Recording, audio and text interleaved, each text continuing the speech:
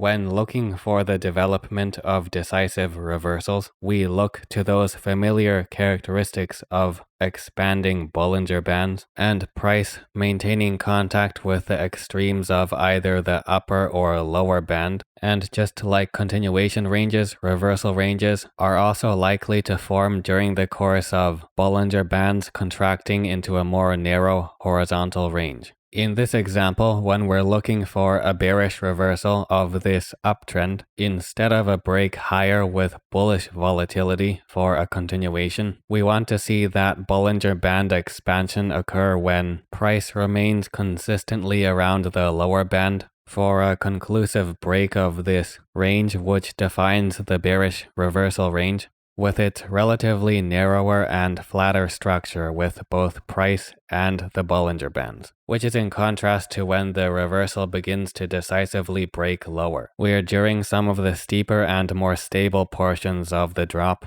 price is consistently around the lower band and the Bollinger Bands are generally expanding.